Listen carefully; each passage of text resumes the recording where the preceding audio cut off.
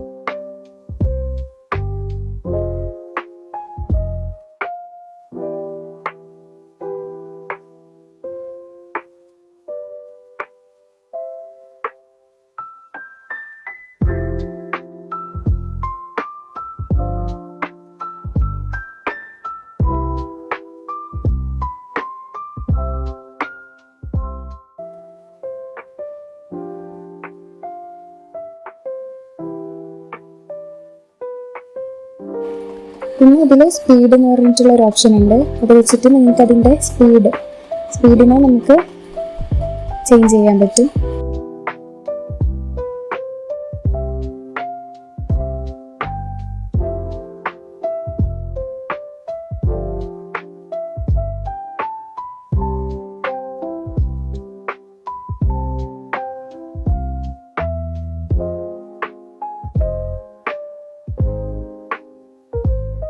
ഓരോ ക്ലിപ്പിൻ്റെയും സൈഡിലുള്ള plus button click ചെയ്യുമ്പോൾ വീഡിയോയുടെ ഫസ്റ്റ് പോർഷൻ നിങ്ങൾക്ക് സൂം ചെയ്യാനോ അല്ലെങ്കിൽ ബ്ലറാക്കാനോ പറ്റും. സോ അത് നിങ്ങളൊന്ന് ട്രൈ ചെയ്ത് നോക്കാം.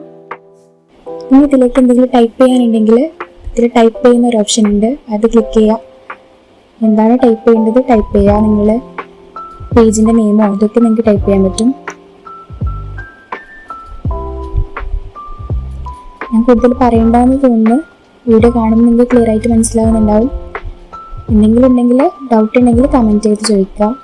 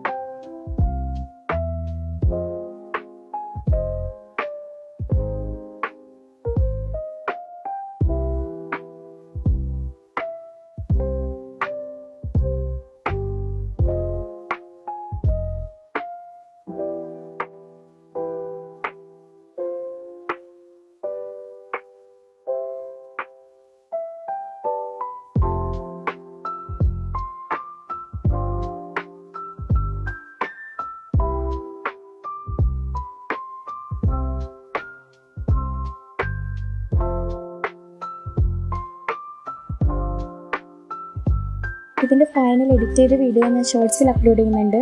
എല്ലാവരും അതൊന്ന് കാണുക. നിങ്ങളുടെ അഭിപ്രായം കമൻറ്റ് ചെയ്യുക. Thank you for watching.